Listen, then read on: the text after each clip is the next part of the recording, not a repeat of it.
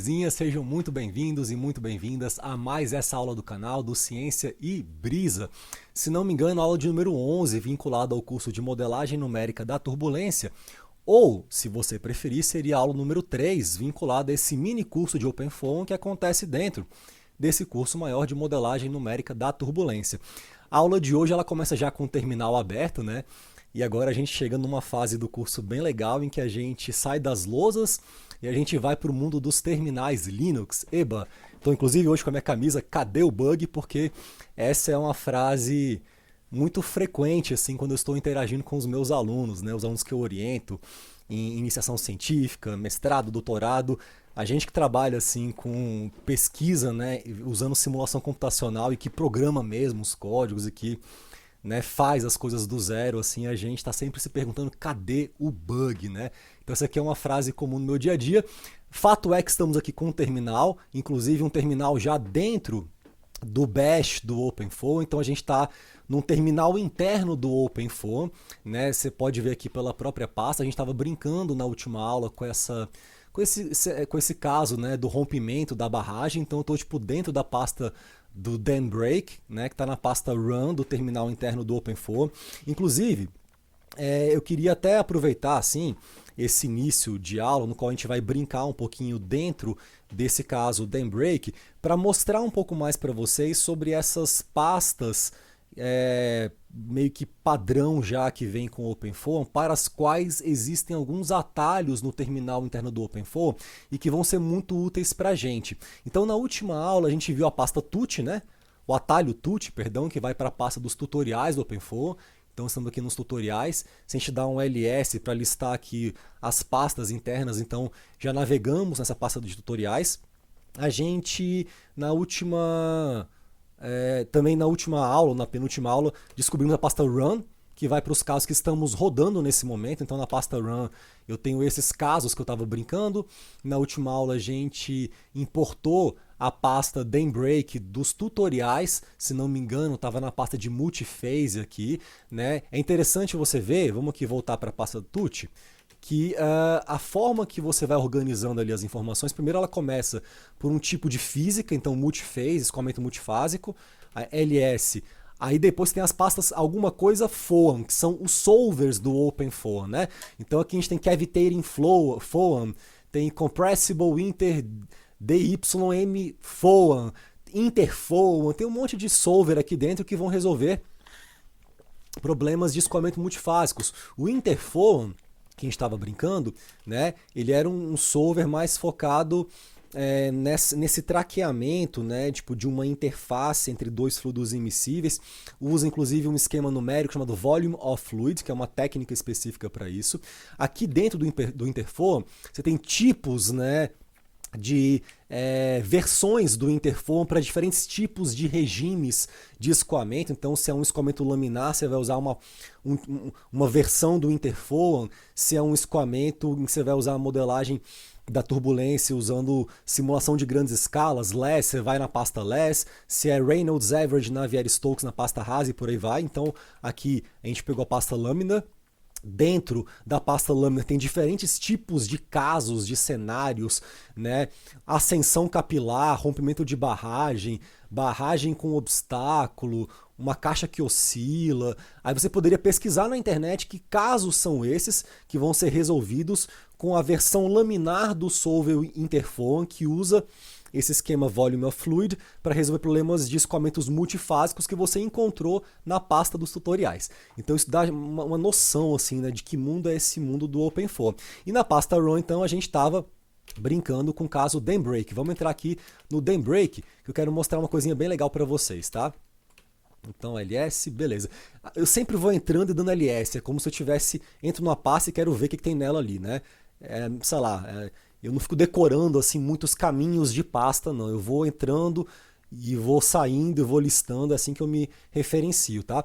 Na pasta do Daembreak, deixa eu dar só um clear para não ficar poluindo muita tela e dar um ls de novo. Aqui nessa pasta, lembrem que eu copiei a pasta 0.origem para uma pasta 0, né, recursivamente e tal, para arrastar as subpastas juntas. A pasta 0 é a pasta da configuração inicial e das condições de contorno também dos campos que vão ser resolvidos. Mas o que eu queria mostrar é o seguinte, quando eu dou aqui um cat all run, que ele vai catar as informações que tem nesse executável que é o all run, ele me fala o seguinte, que o all run ele vai rodar o block mesh, depois ele vai rodar o set fields, depois ele vai rodar o que ele vai chamar, esse get application, que é o solver que está especificado lá no control dict, que vai ser usado para essa simulação. Então, para eu rodar uma simulação, eu tenho que escrever block mesh, vou escrever aqui block mesh. Ele vai rodar alguma coisinha, ele chamou algum programa que gerou um tipo específico de malha. A gente vai navegar no block mesh hoje é uma aula que a ênfase vai ser o block mesh. Mas antes eu quero dar uma visão geral do que estamos aqui fazendo para a gente entender o block mesh. Então rodou alguma coisa. Lembra que a segunda coisa que eu tenho que rodar é o set fields. E aí ele roda mais alguma coisinha. O que é esse set fields? O que é esse block mesh? Onde esses programas estão? Né? Então eu vou ensinar agora uma outra pasta que a gente tem, que é a pasta app. Né? Quando você põe app e dá enter dentro desse terminal do OpenFOAM, você vai para a pasta applications. Né? Estou aqui em Applications, deixa eu limpar a tela um pouquinho, LS. Aqui tem Solvers, Test, Tools, que são ferramentas, Utilities. Se eu clicar aqui em Tools, ele vai dar... Não é Tools que eu queria não, perdão. É outra coisa que eu queria. Tem algumas ferramentas aqui, FOAM, Calc, são programinhas que estão ali, mas eu acho que é Utilities, se não me engano. Isso, aí tem vários tipos de utilidades que você vai precisar usar usando o OpenFOAM, e tem algumas aplicações, alguns programinhas que estão nessa pasta Utilities aqui. Vamos clicar em Pre-Processing, vamos abrir a pasta Pre-Processing aqui. Aí que eu tenho alguns solvers, dentre eles eu tenho aqui os set fields. Então esses set fields, cara, que eu dou ali para rodar o caso Daybreak, ele chama um programa que já existe, chamado set fields, que está nessa pasta Applications, Utilities, tal, de pré-processamento. E esse set fields ele vai então fazer alguma coisa dentro daquela pasta do caso em que eu estou rodando. Então vamos só navegar para ver quem é esse set fields aqui. Esse tipo de exercício exploratório, galera, eu acho que vale muito a pena você fazer para você entender o que é o OpenFOAM, sabe? Esse curso é mais para desmistificar o OpenFOAM do que para ensinar você a ser um super profissional do OpenFOAM. Essa é a verdade, é mais para popularizar a ideia do OpenFOAM. Na pasta setfields tem um make, cara, e tem um programa, setfields.c. Vamos abrir esse programa usando o Gadget, que é o editor de texto. Gadget setfields.c. Estou abrindo com o editor de texto chamado Gadget esse arquivo setfields. Aí abriu aqui, ó. OpenFOAM, Open Source, todos os applications são muito bem documentados. Você tem acesso aos códigos fontes, cara, de tudo do OpenFOAM, tá? Então você tem um poder enorme, mas né, grandes poderes vêm com grandes responsabilidades, tem que aprender a usar a ferramenta. Então aqui ele inclui alguns módulos, né, que ele vai usar para poder fazer esse programa setfields, e vai ter aqui um tipo de sintaxe de C++ que ele vai utilizar para poder escrever o que esse programa faz. Nesse caso, especificamente, o que o setfields está fazendo para a gente? Quando eu vou lá para a pasta do caso original, então a pasta app vai estar ali os programas internos que o OpenFOAM vai utilizar para executar aquelas simulações, porque não é só você fazer o processamento dos dados e você vai ter então a tua simulação pronta. Tem uma etapa de pré-processamento em que você está montando a sua geometria, a sua malha, né, o seu domínio de cálculo, as dimensões desse cara, o nível de refinamento dos nós, dos volumes que vão ser utilizados nessa malha que pode ser de várias formas dentro desse domínio. Então tem toda uma tecnologia que antecede a simulação de pré-processamento que também demanda um monte de programas também. O OpenFOAM, ele não é um cara que resolve a simulação, ele contém em si tudo que você precisa para criar uma simulação do zero. Então a parte de pré-processamento está lá, né? Os programas que fazem malha, que fazem malhas de vários jeitos diferentes, que conseguem importar malhas feitas por outros programas e traduzi-las para uma sintaxe em que os solvers do OpenFOAM vão conseguir resolver aqueles campos. Então é um negócio muito elaborado assim, o OpenFOAM, e é importante que a gente entenda que ele é mais do que um solver. Tem um monte de programinha aqui e tem programinhas que você pode nunca nem assim utilizar na sua vida, que vão ser super específicos para resolver um problema super específico, e tem programinhas mais comuns. Por exemplo, o Block Mesh. O Block Mesh é um programinha muito comum, muito importante, por isso falaremos sobre o Block Mesh na aula de hoje. A ênfase vai ser o Block Mesh, mas eu estou querendo aqui antes navegar assim dentro desse ambiente interno, porque isso vai dando uma noção para a gente, de fato, né, dessa cara do OpenFlow. Então, vamos voltar aqui para a pasta Run. Voltar para a pasta Daembrake.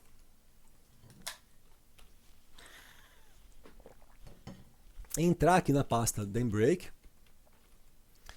Tá a pasta 0, tá a pasta 0.org. E, enfim, agora se eu já dei o Block Mesh, já dei o set fields, mas não rodei a simulação ainda. Se eu escrever parafor, para ver o que tem, chamar o paraview, eu vou ver o seguinte. Dou apply, vou ver que tem um bloco, tem uma geometria, e tem uma malha já. Então a malha já foi gerada. Agora eu não rodei ainda a simulação. Para rodar a simulação eu vou ter que chamar o interform. Agora repare que eu gerei a malha usando o Block Mesh, mas eu fiz alguma outra coisa usando o set fields. Né? O set fields foi chamado, mas ele não teve um impacto aqui na malha. O que o set fields está impactando? Tá? Lembrem-se que o nosso probleminha da barragem ele é esse daqui. Esse aqui é um site, é o CFD Direct. Aqui, na verdade, eu cheguei aqui pela página do openflow.org. Então, o openflow.org ele tem uma outra forma de instalação, mas enfim, é parecida com a do .com lá. Não tem aquele bash interno, depois que você instala tem que editar um outro bash do teu Linux, que é o bash RC, mas tem aqui as orientações para instalar essa versão do OpenFlow. Se você quiser instalar, cadê o Ubuntu aqui? Ubuntu, V10 Ubuntu. Deve ter aqui em algum lugar. Installation. São outros comandos, mas no final você tem que fazer uma configuração. Você tem que editar um arquivo oculto na tua pasta home, que é o bash RC, e adicionar essa source aqui.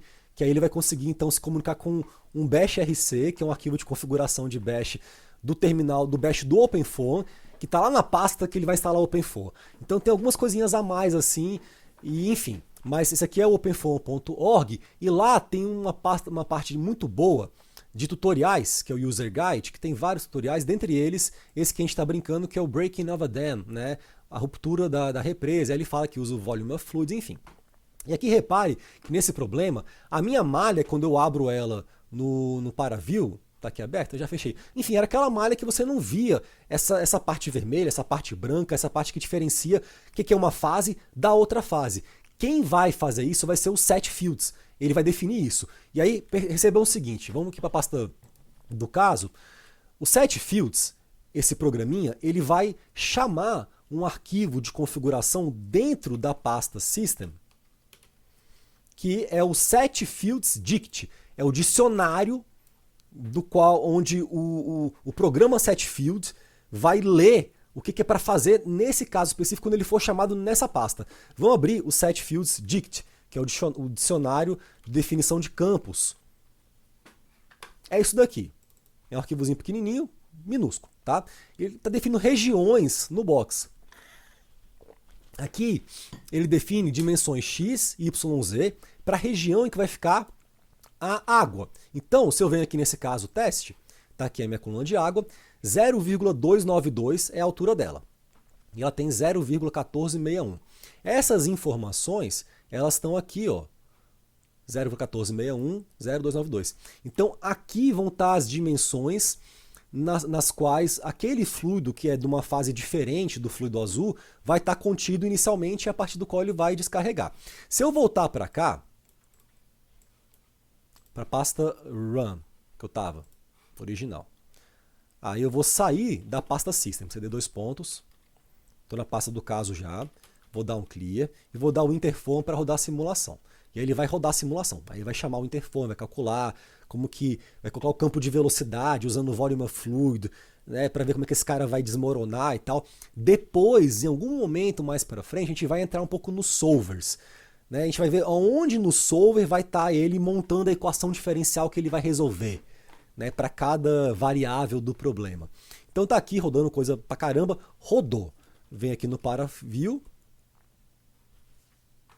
Eu lembro que eu tinha até salvo na última aula um estado, né?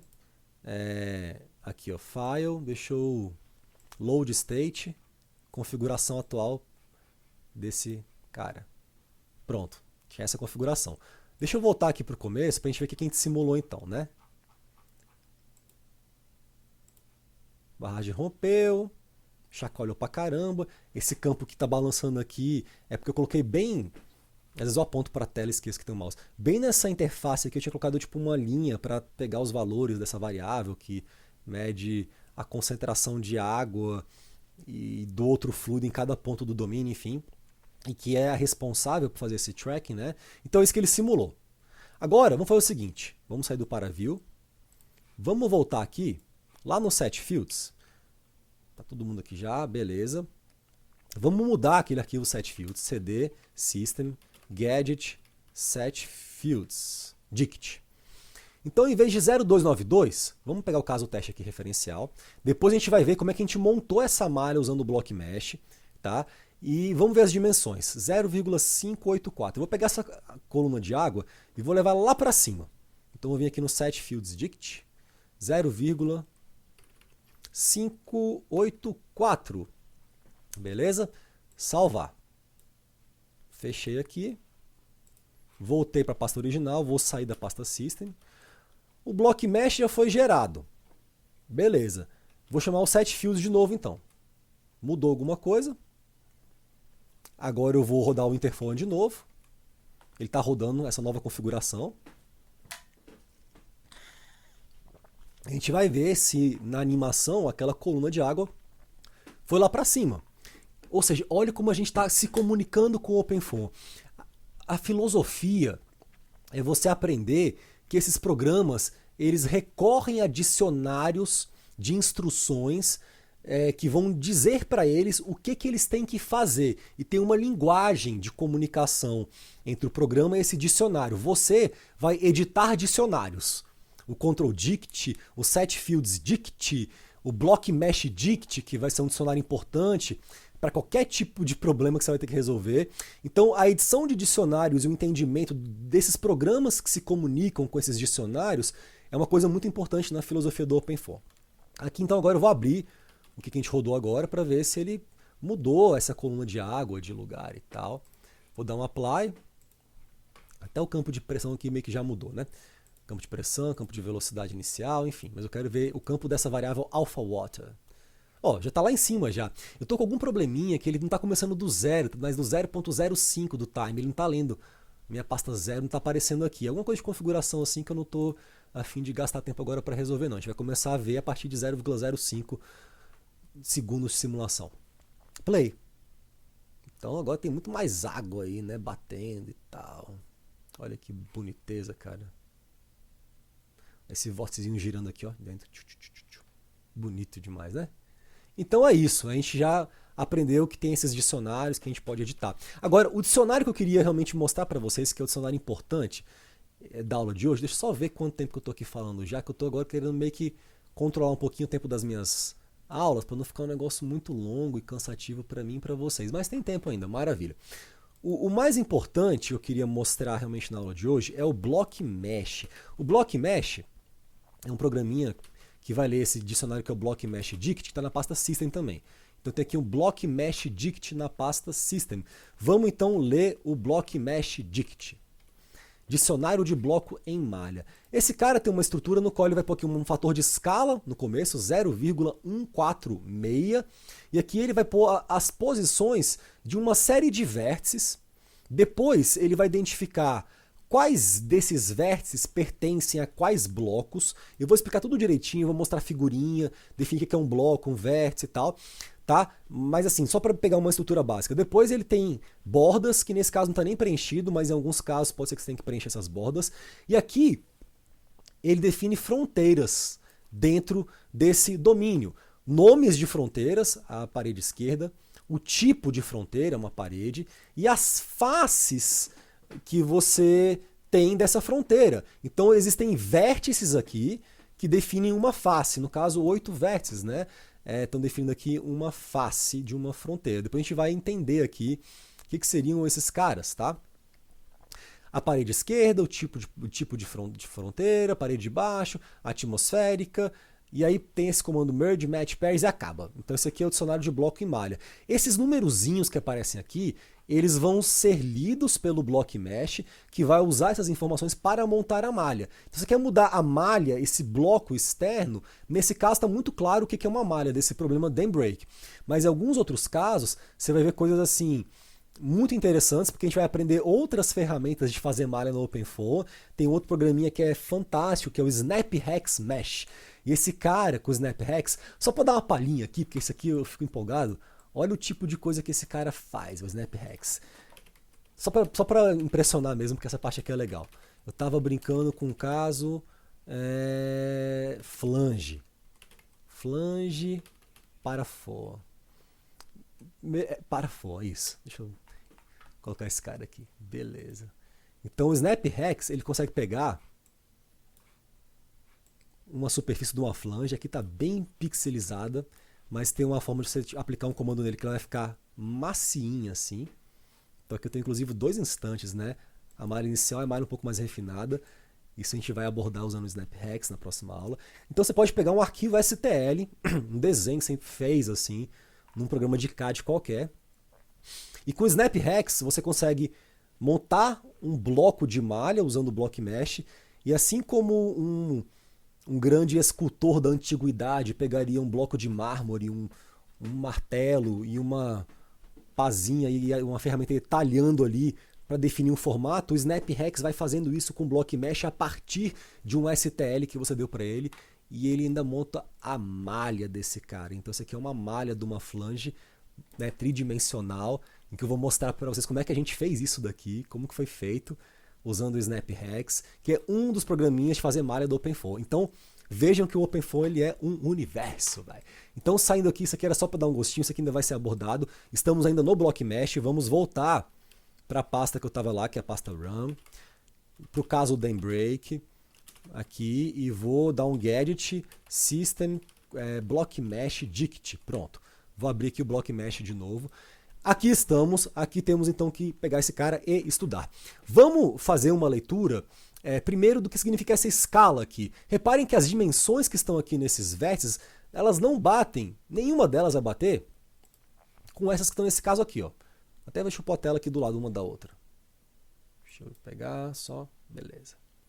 Então aqui está do lado direito, né, tipo a geometria que a gente tem.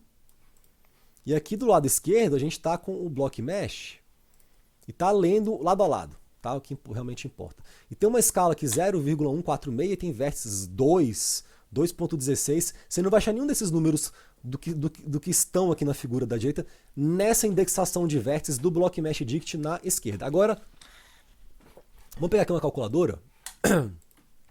Calc. E vamos fazer uma continha. Pegar esse fator de escala que está aqui, 0,146, e vamos multiplicar esse cara, sei lá, por o número 2 que aparece ali. Isso vai dar 0,292. Se você olha aqui nessa imagem da direita, você já reconhece que tem 0,292 nessa altura de coluna de água, mas lembre-se que isso não tem nada a ver com block mesh, tem a ver com set fields. Agora, se tu pegar essas dimensões aqui de baixo, ó, 0,1461 mais 0,1459, então 0,1461 mais 0,1459, esse cara vai dar o 0,292, que a gente obteve multiplicando o número 2, que aparece aqui nesse vértice, pela escala 0,146.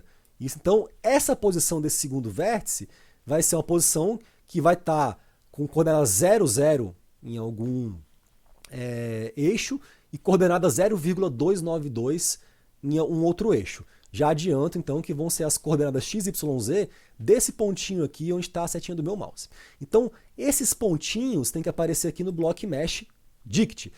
Vamos entender como esse block mesh dict, então, é preparado a partir de um material que eu preparei aqui para vocês que chama Block Mesh Dict. Então eu peguei o Block Mesh e eu estudei o Block Mesh para esse caso específico, dam break, e fui identificando o que seria cada bloco, o bloco 1, o bloco 2, o bloco 3, o vértice 1, o vértice 2, o vértice 3, e como essas organizações de informações que constam no Block Mesh Dict se relacionam com a geometria real do probleminha que a gente vai estar aqui estudando, tá? Então aqui eu meio que desenhei o que seria o domínio de cálculo desse problema, né? Você poderia pegar na mão e desenhar esse cara aqui. Eu inclusive recomendo, se você for criar um caso mesmo, você quer simular de verdade alguma coisa, tem que ter paciência, simular um negócio dá um trabalho. Pega um papel e um lápis, desenha a tua malha, né? Desenha pelo menos o domínio de cálculo. A malha também poderia também desenhar. Antigamente, quando as malhas eram menos refinadas, né? Existiam pessoas que faziam um projeto de uma malha com nanquim, né? O professor José Luiz, que me orientou no meu mestrado, que é um cara assim da geração mais antiga e é muito amigo meu, uma pessoa muito querida assim, que me conta várias histórias interessantíssimas assim, né, de como era esse contexto da engenharia de outros tempos. Ele mostrou uma vez, cara, uma régua que ele tinha meio que tortinha. Eu falei, pô, Zé, que onda, velho, essa régua torta? Ele, não, Rafael, isso aqui a gente fazia desenho de curvatura de perfil aerodinâmico para fazer o projeto de uma malha, desenhava essa porra na mão, onde ia ficar cada nó, mapeava os nós na mão, no nanquim, aí definia a posição de cada nozinho ali, passava isso para um programinha em Fortran que você transcrevia essas informações usando cartões perfurados, aí tinha a malha, era feita. A simulação é um negócio, assim, tem várias etapas, então a gente vai ficar um tempo aqui falando de pré-processamento, falando de malha, saca? Depois, uma hora, a gente vai falar um pouco mais dos solvers. A grande verdade, cara, é que eu tô vendo que esse curso de OpenFOAM, talvez ele dure mais até do que eu achava que ele ia durar, assim, porque tem tanta coisa legal para falar, e eu acho que esse formato de, assim, falando, né, cara, tentar trazer as ferramentas, já aplicando os casos, e trazendo um pouco da filosofia do OpenFOAM junto com essa aplicação, eu acho que faz o curso ser muito gostoso, assim. Eu acho que não tem que ter pressa, sacou? Senão fica chato, velho. Então, sem pressa, velho, vamos montar um domínio de cálculo, pega um papel, desenhe tudo direitinho, mapeie as suas, com cota, né, as coordenadas dos seus vértices. Depois, aqui a gente vai montar os blocos, tá? Então, os blocos aqui vão ser montados de baixo para cima e da esquerda para a direita. Começa no bloco 1 aqui embaixo, 2, 3, 4, 5. Mantém essa numeração. Uma varredura que é feita da esquerda para a direita e de baixo para cima em fatias. E você vai montando seus blocos assim, tá? Essa é a forma de montar blocos e numerar eles. Depois, você vai entender o seguinte. O OpenFOAM, cara, mesmo quando ele resolve um caso 2D, ele finge que ele é 3D. Por isso no Block Mesh Dict aparece muito mais vértice do que você esperaria para um caso bidimensional. Porque você tem que fingir que esse cara é 3D e dar uma coordenada, como é que eu posso colocar assim? Você coloca um nó num plano lá no fundo e um nó no plano aqui na frente, nesse plano que não é resolvido. Que no fundo não é por nada, né? Não tem nada ali dentro no fundo. E você faz então essa simulação numa fatia assim, 3D. Quando a gente abre no ParaView lá, a gente roda, parece que é 3D. Mas é um falso 3D que ele finge que é 3D para ele poder funcionar. Então a lógica é essa. Se eu pego esses blocos, 1, 2, 3, 4, 5, e represento eles num esquema 3D, ficaria uma coisa mais ou menos assim. E vai ser em cima dessa representação tridimensional que eu vou colocar os meus vértices, velho. Então agora vem a figura de baixo, uma figura um pouco mais complexa, que tem blocos, vértices, e esses vértices, inclusive, têm cores diferentes. Eu coloquei alguns vermelhos, alguns verdes, de propósito, para a gente poder entender o que acontece. E a numeração, a lógica que ele aplica é a seguinte. Vamos lá. Ficou grande demais, né? Assim tá bom. Pronto. Então aqui eu tenho... Deixa eu tentar circular aqui com a minha lousa. Eu tô muito longe aqui do meu... Falei que não ia ter lousa, que ia ser só terminal, mas cá estou numa lousa, tá vendo? Então aqui a gente tem esse bloco 1 que eu estou circulando aqui, o bloco 2. Melhor ainda, deixa eu pôr alguma cor diferente, pôr uma cor laranja. Então o bloco 1 está aqui embaixo, o bloco 2 aqui, o bloco 3 está aqui, o 4 e o 5. Dentro de cada bloco eu vou ter alguns vértices. A gente vai começar a numeração dos vértices do fundo para frente. Então o fundo está de vermelho, a frente está de verdinho. Começa-se do zero e você vai, assim como você fez a construção dos blocos em fatias de baixo para cima, você vai fazer a numeração dos vértices da mesma maneira, em fatias, lado de baixo, lado mais da esquerda para a direita. Então pensa nessa lógica, está fatiando nesse sentido. Isso vai te ajudar a não se confundir com a numeração desses nós, tá? Pois bem, então lá de trás, agora eu vou pegar uma canetinha rosa e vou circular os vértices que eu estou falando. Então lá de trás, lá do fundo da esquerda, vértice 0, 1, 2, 3. Fatiou embaixo para o plano lá do fundo. 4, 5, 6, 7. Você vai fatiar outra coisa. Lembrem-se que esse fatiamento ele tem que diferenciar um bloco do outro. O bloco 4, que está circulado em laranja no centro, é essa fatiazinha bem fina da parte do meio do domínio, né, que separa a região à esquerda do obstáculo da região à direita do obstáculo. Então o 4 é esse central. Repare que eu tenho que pegar assim 0, 1, 2, 3, pulei, mas para a linha de cima eu não posso ir do 4 para o que seria o 7 direto, porque eu tenho que especificar que no meio do caminho eu tenho mudança de blocos. Então o 5 e o 6, que são esses vértices lá do fundo do bloco 4, eles têm que constar no domínio, porque ele vai montar bloquinhos paralelepípedos hexagonais para montar essa malha, sacou? Então, continuo lá de cima, 7, aí 8, 9, 10, 11. Beleza? Finalmente vou pegar aqui, não tem mais caneta, velho, de outras cores, uma caneta azul claro, tá bom? E vou continuar então essa leitura dos vértices já nesse plano frontal, que são os verdes, a partir do 11 que lá de cima parou, volta pro 12 aqui embaixo. De baixo para cima, da esquerda para a direita. Assim que a gente fatia no OpenFOAM os pedaços do domínio de cá para montar uma malha em bloco. Então 12, 13, 14, 15, aí vai, 16, 17, 18, 19, 20, 21, 22, 23. Caramba, mapeei todos os blocos, os vértices e tal. Sei quem é meu domínio. Agora, eu não sei a distância do 12 para o 13, né, do 13 para o 17, as dimensões do domínio, elas vão ser dadas pelas coordenadas desses vértices. E quem vai fazer isso vai ser uma grande lista que vai ser montada, que vai estar aqui no Block Mesh Dict, nessa parte aqui que a gente vai ver aqui embaixo de vértices, mas antes da gente partir para essa listagem, vamos tentar fazer uma tabelinha, já que a gente tem essa figura aqui do lado, da relação que existe entre cada bloco e seus vértices, porque essa informação também ela vai entrar no Block Mesh Dict. Então, essa tabelinha que eu montei bloco, vértice, vai falar o seguinte para mim. O bloco 1, deixa eu fazer o seguinte, agora eu vou dar um monte de Ctrl Z para ver se eu apago essas coisas que eu desenhei, para ficar mais fácil fazer a leitura dessa tabela dos blocos e dos vértices, tá? Senão vai ficar uma confusão. Pronto. Agora o que eu vou fazer? Voltar para a canetinha. Bloco 1, ele tem esses vértices que estão sendo colocados aqui, né? O 0, 1, o 5, o 4, o 12, o 13, o 17 e o 16. E o bloco 1, eu vou então circular de azul. Não, melhor, eu vou circular o bloco 1 de rosa. Pronto, para não confundir. Então, vamos pegar só essa linha aqui de cima e vamos ler ela. O bloco 1, eu vou circular ele de rosa aqui na figura, é esse aqui, ó. 1. Eu estou falando que os vértices do bloco 1 vão ser o 0, 1, 5, 4, 12, 13, 17, 16. Então vamos ver se a gente acha isso aqui, ó. De trás para frente, do menor para o maior. 0, 1, do bloco 1.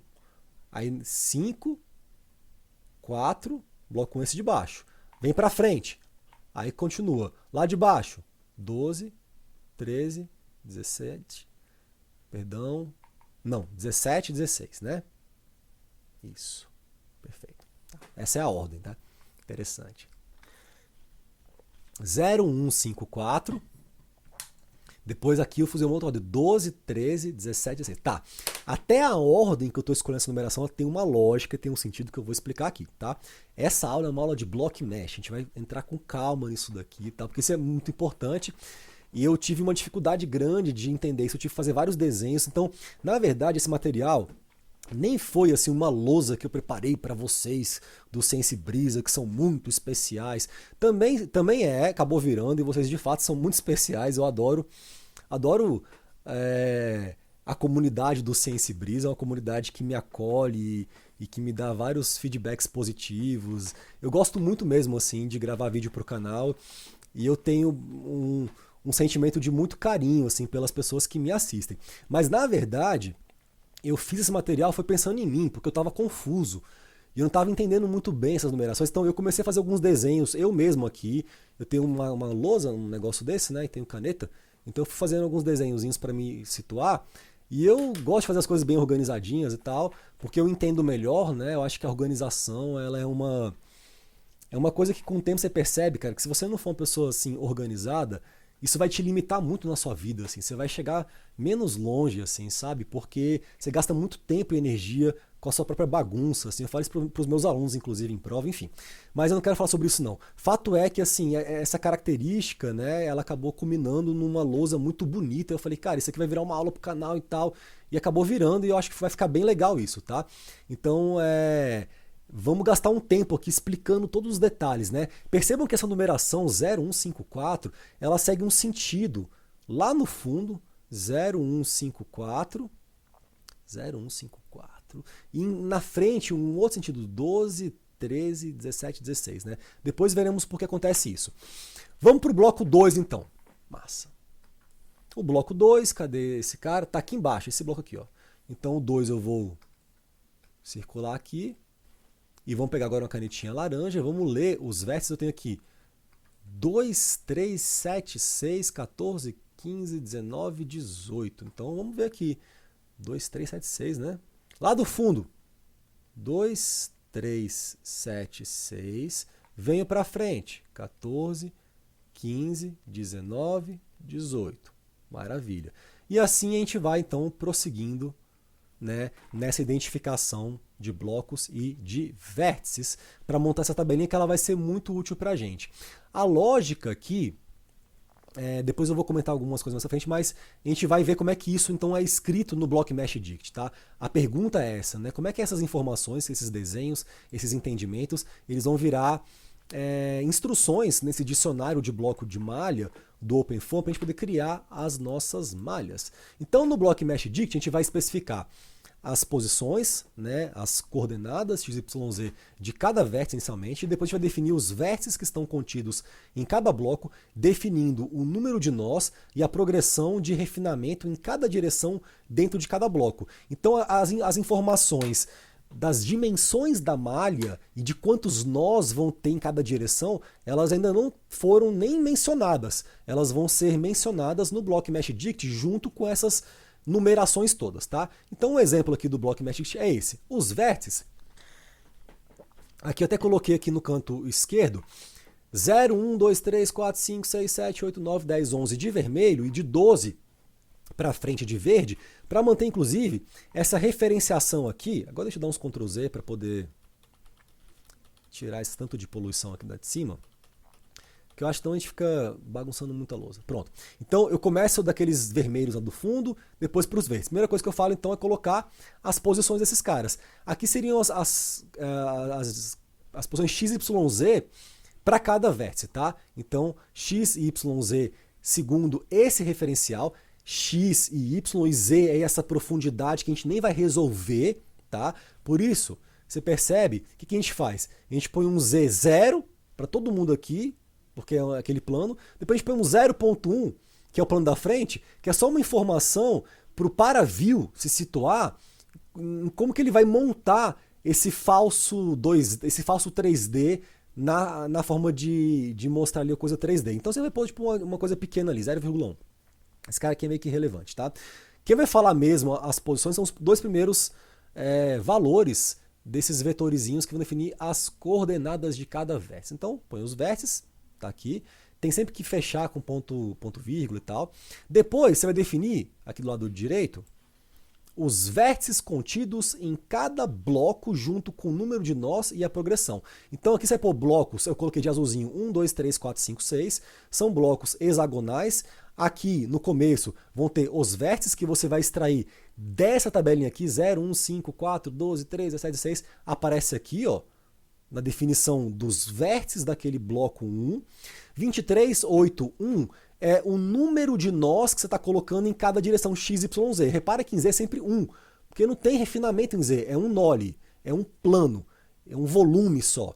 No fundo, eu falo nó, mas a melhor coisa seria falar em termos de volume, porque, primeiro porque a gente usa aqui volumes finitos, né, principalmente, ele é muito baseado em volumes finitos, mas porque na verdade é isso, eu tenho, por exemplo, uma dimensão aqui de 0 no eixo z, deixa eu ver se eu consigo circular, cadê minha canetinha?